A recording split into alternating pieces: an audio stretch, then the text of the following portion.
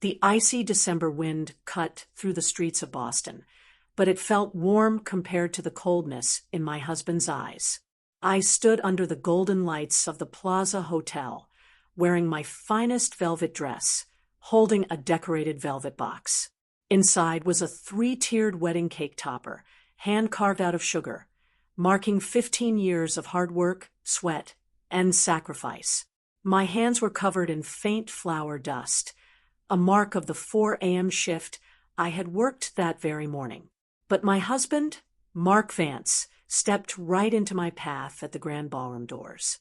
He leaned in close, his breath smelling of expensive bourbon, and whispered words that shattered my heart. "Ellie, you are not on the list. You look like a messy baker. Go home before you embarrass me in front of the investors.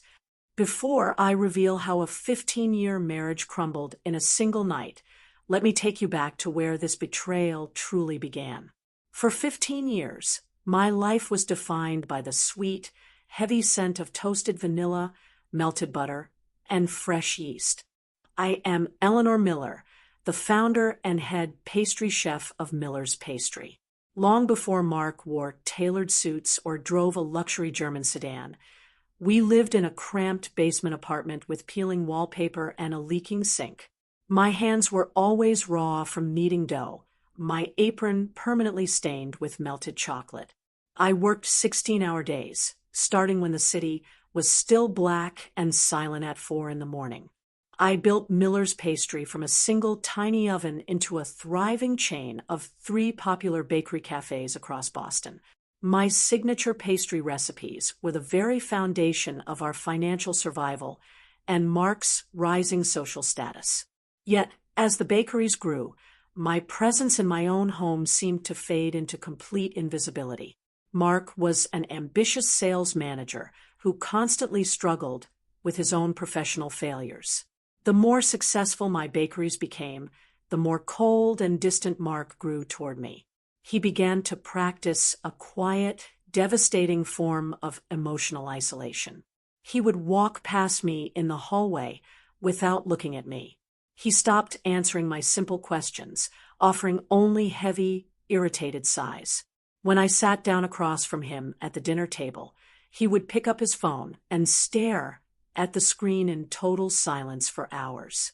He slowly convinced me that my life's work was something to be ashamed of. "You always smell like sour yeast and old butter, Ellie," he would say with a sneer, turning his back to me in bed. "You spend your life in a kitchen while real people make real moves in the corporate world." I absorbed his toxic words silently. I blamed myself for his coldness. I thought if I worked harder, paid off his personal debts, and funded his lavish lifestyle, he would finally look at me with the love we once shared.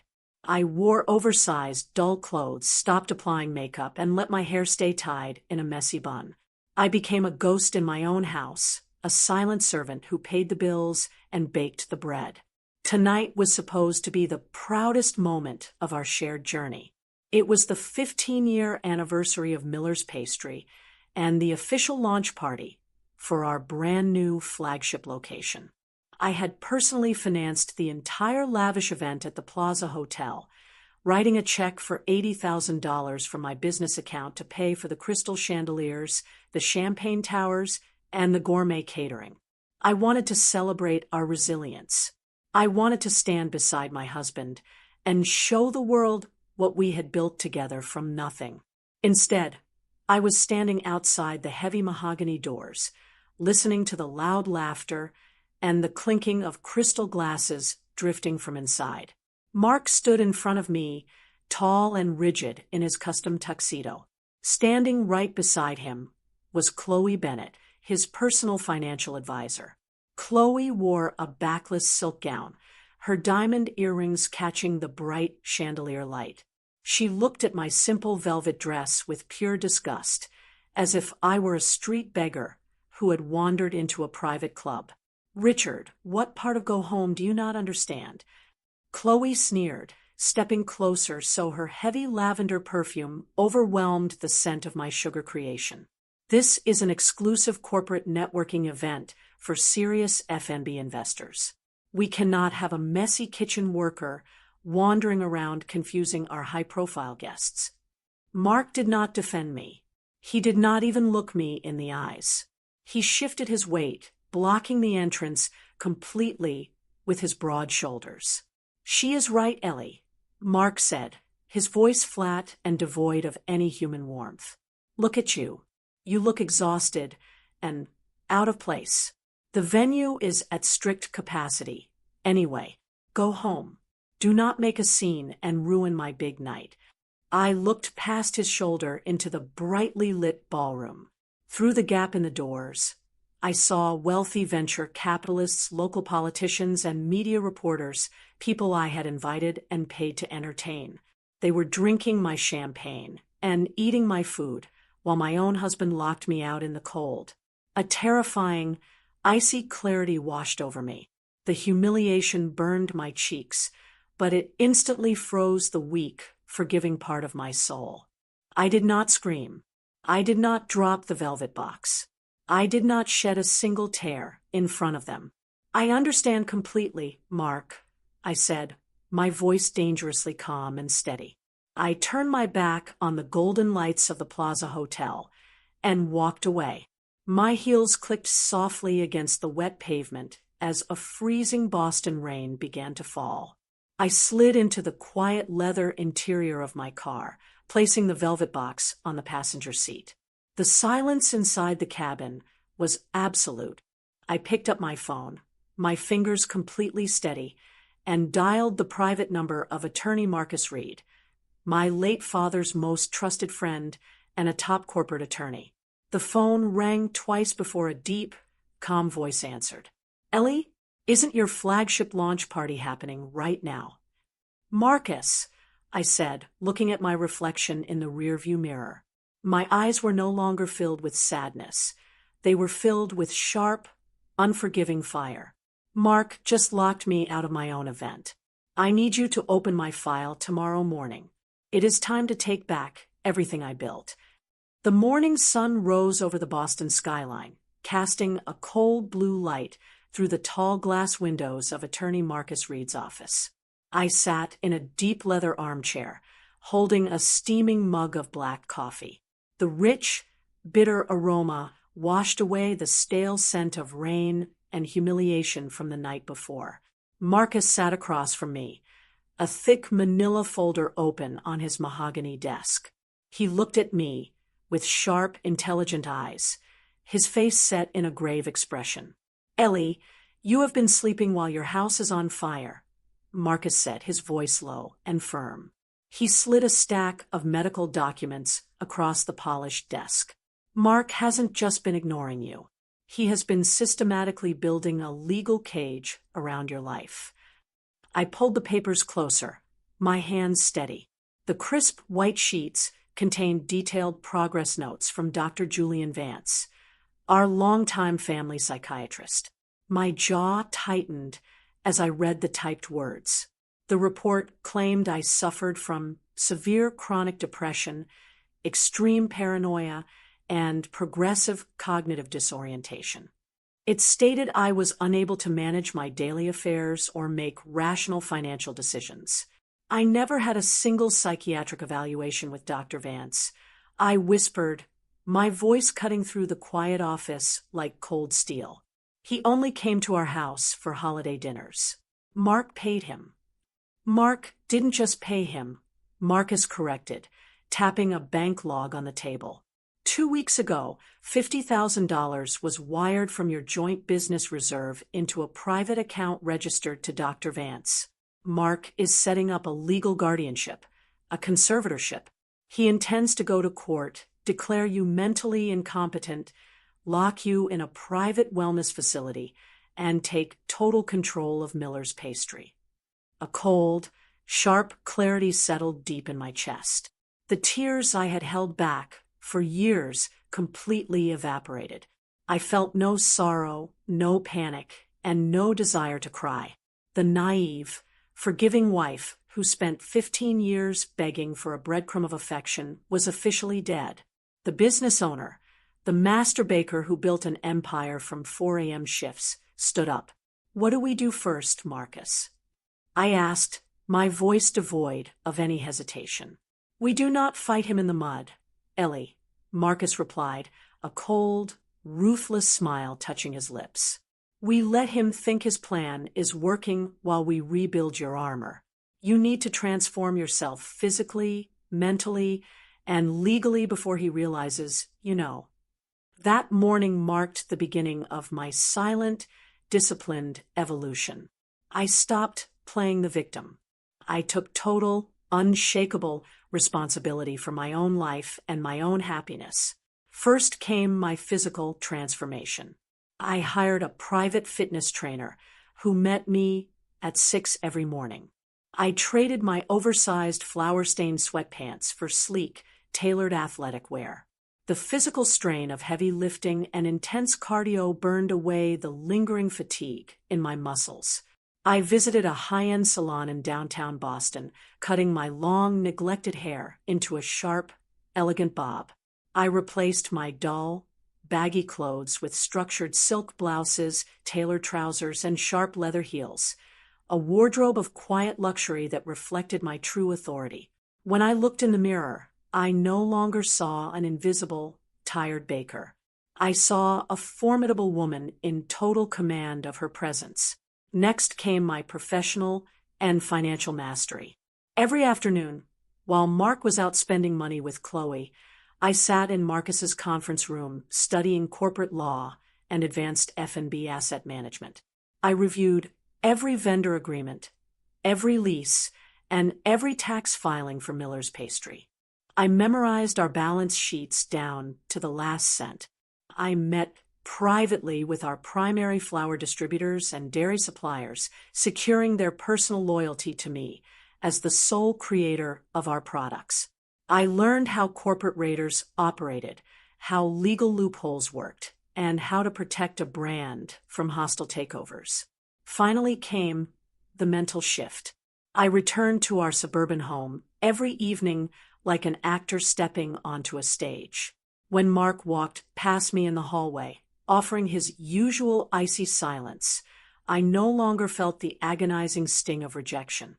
I looked at his expensive suit, his slick-back hair, and his arrogant posture, and I felt nothing but cold pity. When he made cruel comments about my appearance or my baking, I simply smiled, nodded softly, and let his toxic words bounce off my impenetrable armor. I played the quiet, submissive, confused wife perfectly, letting him believe his gaslighting had completely broken my spirit. One evening, I stood in the kitchen of our house, watching Mark pour a glass of wine. The sharp smell of his cologne mixed with the faint scent of Chloe's lavender perfume on his collar. He looked at me with a smirk, assuming I was too blind and weak to notice. "You look tired lately, Ellie," Mark said, his voice dripping with fake, syrupy concern. "Maybe you should stop going to the bakeries altogether. Dr. Vance thinks you need total rest in a specialized facility." I wiped the marble countertop with a clean cloth, my movements slow and deliberate. I looked him dead in the eyes, my expression smooth and entirely unreadable. "You might be right, Mark," I said softly, letting a faint, vacant smile touch my lips. "I think I will leave everything in your hands very soon." He chuckled, satisfied that his trap was closing around me. He turned his back and walked upstairs, completely unaware that he was stepping directly into his own ruin. I walked over to my desk, opened my laptop, and logged into our secure corporate registry. My eyes locked onto the primary trademark and patent files for Miller's Pastry. The trap was set. My mind was sharp. My body was strong. I was no longer running away from my life. I was stepping directly into the fight to reclaim it. The sharp smell of freshly roasted espresso beans filled the quiet corner of a small downtown cafe. Rain streaked across the window pane, blurring the neon streetlights outside. I sat in a booth with attorney Marcus Reed and my 22-year-old half-sister, Lily Miller. Lily's eyes were rimmed with red, her hands shaking as she clutched a warm porcelain mug. She was a college student with a sharp mind and an honest heart. For months, Mark and Chloe had manipulated her, convincing her that I was mentally unstable and needed isolation. But 2 nights ago, the veil had been torn away. I went to the Plaza Hotel VIP lounge to find Mark. Lily whispered, her voice trembling with raw shock and anger. I thought he was organizing a surprise tribute for you. But the mahogany door was slightly open. I heard them laughing.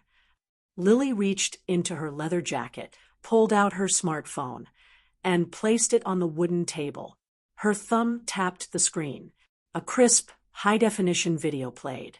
The visual was clear, captured from behind a decorative silk curtain in the hotel's private lounge.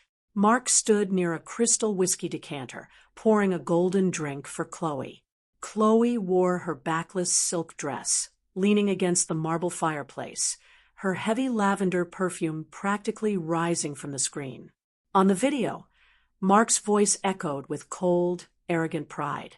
The investors from the F&B syndicate are ready, Chloe. We signed the M&A acquisition contract on Monday morning at 9 sharp. $5 million in cash.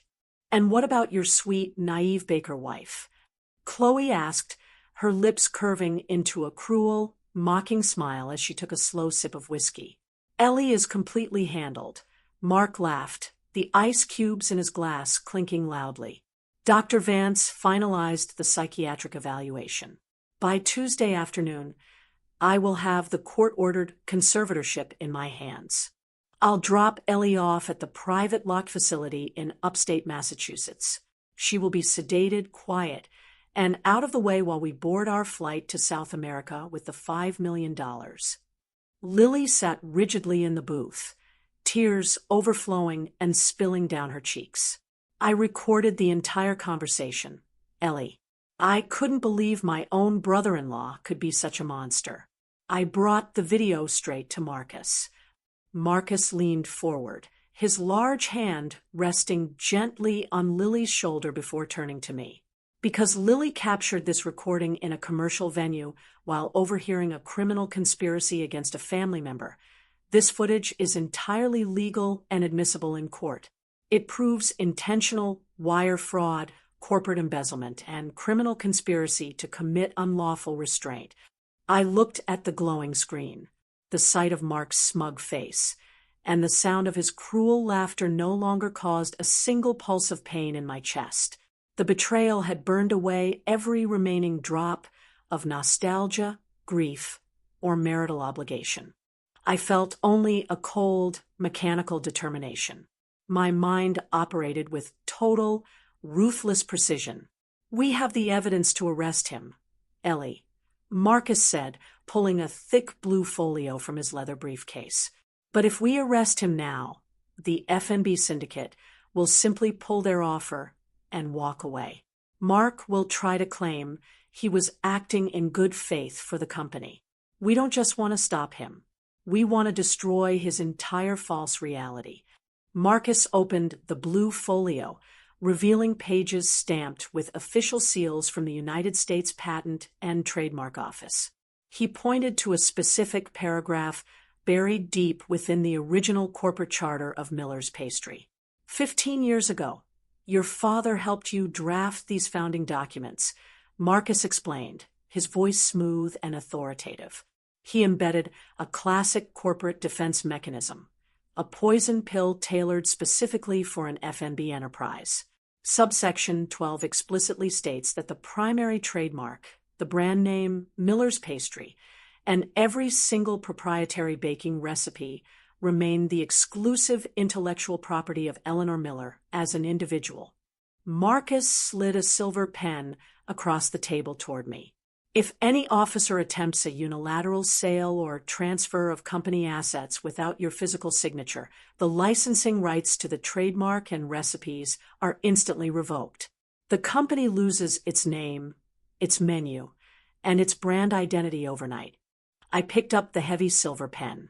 The metal felt cool against my fingers. So if Mark tries to sign the $5 million contract on Monday morning, what is he actually selling? An empty box, Marcus replied, a sharp, predatory smile spreading across his face. He will be selling 3 leased storefronts, a few commercial ovens, and a pile of flour sacks. The moment he signs the document, the poison pill triggers. He will be committing massive fraud against a high-profile investment firm. Without a second of hesitation, I pressed the pen to the paper. My signature flowed across the dotted line in bold, decisive strokes. I formally executed the immediate revocation of all intellectual property licenses granted to Miller's Pastry under Mark's management. In a single moment, I extracted the beating heart and soul from the business I had built, leaving behind a hollow, worthless husk for the predators to fight over. I stood up from the booth, smoothing the front of my tailored charcoal blazer. I looked at Lily, offering her a strong, reassuring hand. She took it firmly, her eyes reflecting the same sharp, unyielding fire that now burned within me. The era of silent endurance was over. I was no longer defending myself against my husband's attacks. I was walking directly onto the battlefield to deliver the final strike. Get the federal agents ready for Monday morning. Marcus, I said, my voice cutting through the quiet cafe like a polished blade. I am going to watch Mark sign his own warrant. The antique grandfather clock in the executive lobby chimed 9 o'clock. The heavy metallic chimes echoed down the quiet, carpeted hallway of the glass-walled corporate suite. Through the frosted glass panels of the main boardroom, the sharp silhouettes of 5 people were clearly visible. Mark Vance sat at the head of the long, polished mahogany table, occupying a position he had never earned. He wore a brand-new Italian wool suit, his hair slicked back with scented pomade. Seated right beside him was Chloe Bennett, wearing a tailored cream blazer, her face lit with a triumphant, predatory smile. Scattered along the mahogany table were 3 senior partners from the F&B investment syndicate, thick leather-bound portfolios containing the $5 million acquisition contracts rested in front of them. Sleek silver fountain pens hovered over the signature lines. The air inside the room was thick with the scent of expensive cigars, hot espresso, and fresh leather. They were seconds away from finalizing the total liquidation of Miller's Pastry. Mark raised his pen, grinning at Chloe as he prepared to sign away 15 years of my sweat and blood. I raised my hand, giving a single quiet signal. Behind me stood attorney Marcus Reed, my sister Lily, and special agents Miller and Vance from the FBI White-Collar Crime Division. I adjusted the lapels of my dark charcoal suit, taking a deep, steady breath. I grasped the heavy brass handles of the double mahogany doors and pushed them open with explosive force. The heavy wooden doors slammed against the interior walls with a loud, resounding thud. The sharp noise shattered the quiet, professional atmosphere like a gunshot. Every head in the room snapped toward the entrance in absolute shock. I walked into the boardroom with slow, deliberate steps. My back was perfectly straight. My chin was held high. I carried no anger in my eyes, only the freezing, unyielding authority of the sole founder of Miller's Pastry. Marcus Reed walked in on my right, carrying a black leather briefcase. Lily stepped in on my left, her hands clasped firmly, radiating cold confidence. The 2 FBI agents followed closely behind us, taking up strategic positions at the doorway, effectively sealing the exit. The color drained from Mark's face instantly, leaving him looking like a freshly painted corpse. The silver fountain pen slipped from his trembling fingers, clattering loudly against the glass water pitcher before rolling onto the floor. His jaw dropped open, his eyes bulging as his brain violently rejected the reality standing right before him. Ellie, Mark stammered, his voice cracking into a high-pitched, pathetic squeak. What are you doing here? You are supposed to be at home resting. You are sick. I am not sick, Mark, I said, my voice echoing through the silent room like a striking hammer. And I am not resting. I walked directly to the head of the table, stopping just 3 feet from where he sat. I did not raise my voice. I did not yell. The smooth, icy composure of my tone was far more terrifying than any loud outburst. I turned my eyes toward the 3 stunned investment partners. "Gentlemen, I strongly suggest you put your pens away," I instructed smoothly. "The $5 million acquisition you are about to sign is based on forged medical documents, stolen corporate authority, and a criminal conspiracy to commit unlawful restraint against an innocent business owner."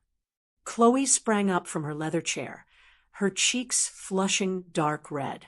"Security, get this crazy woman out of here," she shrieked, her voice shrill and desperate. "She is mentally unstable. She has severe paranoia. Mark has the legal power of attorney. The only person going anywhere with security is you, Ms. Bennett," Attorney Marcus Reed interjected, his voice cutting through her panic with calm, surgical precision.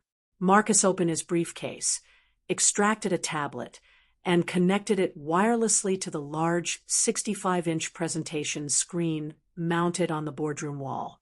He tapped the screen once. The high-definition video recorded by Lily played instantly in full color and crystal-clear audio. Mark's arrogant voice boomed through the high-end boardroom speakers, echoing off the glass walls. The entire room watched and listened as Mark poured whiskey for Chloe at the Plaza Hotel, boasting about bribing Dr. Vance with $50,000, fabricating my psychiatric evaluation, and locking me in a private facility before fleeing to South America with their cash. The 3 investment partners stared at the wall in utter disbelief. The lead investor, a stern man named Harrison, turned his head slowly toward Mark, his face turning an angry shade of crimson. Special Agent Miller stepped forward, pulling a pair of steel handcuffs from his belt. The metallic clink rang sharply through the silent room. "Mark Vance and Chloe Bennett," Agent Miller announced loudly. "At 6 o'clock this morning, federal agents executed an arrest warrant for Dr. Julian Vance. Dr. Vance has signed a full confession detailing the $50,000 wire transfer he received from your joint account to forge psychiatric records. You are both under arrest for federal wire fraud, medical forgery, and criminal conspiracy." Chloe let out a sharp, hysterical scream, sinking back into her chair and burying her face in her hands. Mark's hands trembled violently as he looked toward Harrison, the lead investor. "Harrison, please, listen to me," Mark pleaded, sweat pouring down his forehead and dripping onto his silk tie. "The medical issue is just a personal family dispute. It doesn't change the value of the business. You are still buying Miller's pastry. The 3 bakery locations are making millions. The brand is massive. The brand no longer exists, Mark," I said softly, stepping closer to the table. Marcus pulled the blue patent and trademark office folio from his briefcase and slapped it firmly onto the mahogany table directly in front of the investors. As of Friday evening, Eleanor Miller executed the immediate revocation of all trademark licensing and proprietary recipe rights granted to Miller's pastry, Marcus explained to the investors. Under subsection 12 of the founding charter, Eleanor Miller owns the brand name, the logo, and every single pastry recipe as her personal intellectual property. Because Mark Vance attempted an unauthorized sale, the poison pill clause was triggered instantly. The company you are trying to buy is now a worthless shell containing 3 leased storefronts and a few commercial ovens. You cannot use the name Miller's Pastry, and you cannot sell a single crumb of her signature baked goods. Harrison, the lead investor, stood up slowly. He looked at the unsigned contract, grabbed the thick stack of papers with both hands, and ripped it completely in half. The sound of tearing paper echoed like thunder.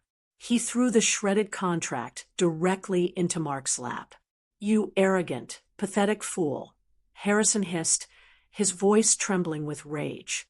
"You tried to sell us a stolen, worthless shell and drag our firm into a federal crime. We are done." The three investors grabbed their briefcases and marched out of the boardroom without looking back, slamming the door behind them. Mark sat frozen in his chair, staring blankly at the shredded paper covering his lap. His false empire had completely collapsed in less than 10 minutes. The corporate raiders were gone. The $5 million was gone. His reputation was destroyed. Agent Miller and Agent Vance moved in, grabbing Mark and Chloe by their arms and forcing them up from their seats.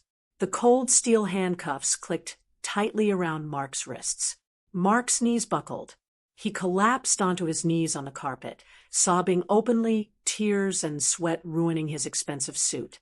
He looked up at me with red, desperate eyes, begging like a child. "Ellie, please, please don't do this to me." Mark cried, his voice cracking into pathetic wails. "I made a mistake. I was confused. We have 15 years of marriage. Ellie, 15 years. You can't just throw me away. Remember everything we built from that basement apartment." I stood above him, looking down at his weeping face. I felt no anger. I felt no vengeance. I felt only a vast, serene emptiness where my love for him used to live. I slowly reached down to my left hand. I slid my gold wedding ring off my finger. The metal felt light, almost weightless.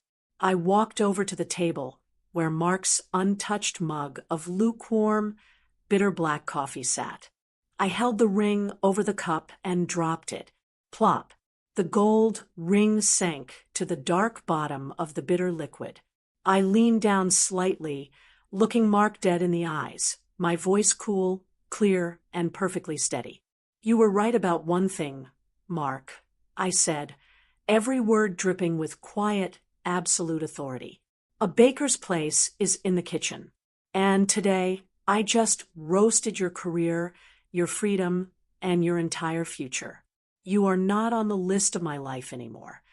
Agent Miller yanked Mark up from the floor and dragged him toward the door.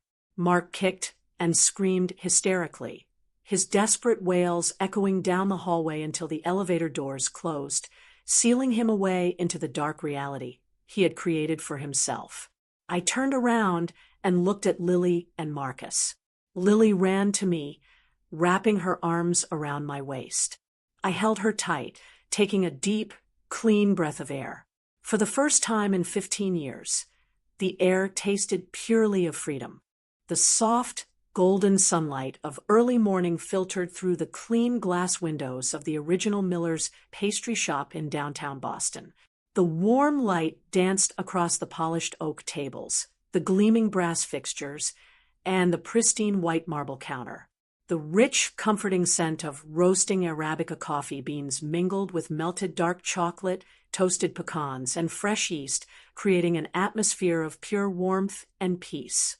It was 6 o'clock on a quiet Sunday morning. The city outside was just beginning to wake up under a clear, pale blue sky. I stood behind the marble counter, wearing a simple, tailored navy linen apron over a crisp white silk shirt. My hair was tied back neatly in a sharp, elegant style, my skin glowing naturally without heavy makeup. I held a smooth wooden rolling pin in my hands, guiding it gently over a fresh sheet of buttery pastry dough. My movements were slow, rhythmic, and effortless. My hands, once raw and overworked from endless frantic shifts, were now strong, precise, and steady. There was no rush, no panic, and no lingering weight on my shoulders. Across the counter, my sister Lily was carefully arranging a tray of freshly baked cinnamon sugar swirls. Her cheeks were rosy from the gentle heat of the commercial deck ovens, a bright, genuine smile illuminating her face. She looked up at me, her brown eyes sparkling with youthful enthusiasm and deep, unshakable respect. We worked together in perfect, silent harmony, connected by shared resilience, hard-earned strength, and unspoken trust. She was no longer a confused girl caught in family lies. She was a confident young woman stepping proudly into her own future. In the corner booth near the front window, attorney Marcus Reed sat comfortably in a deep leather seat, enjoying a steaming mug of black coffee and reading the Sunday edition of the Boston Globe. The headline on the business page quietly detailed the federal indictment and pending sentencing of Mark Vance, Chloe Bennett, and Dr. Julian Vance for multi-million-dollar wire fraud, forgery, and conspiracy. Marcus folded the newspaper neatly, set it on the table next to his reading glasses, and took a slow, relaxed sip of his drink. He looked over at me across the quiet room and offered a warm, approving nod, a silent acknowledgement of a battle fought with absolute integrity and won with total grace. I paused for a moment and looked down at my bare, left hand resting on the smooth marble counter. The faint, pale ring mark that had once defined my identity had completely faded away over the past few months. In its place was smooth, healthy, radiant skin. I felt no bitterness, no resentment, and no lingering desire for revenge when I thought of Mark, Chloe, or the 15 years I had spent in the shadows. The dark storm had completely passed, leaving behind a profound, unshakable peace that filled every corner of my soul. I realized then that the true victory was never about taking down Mark or destroying his false dreams.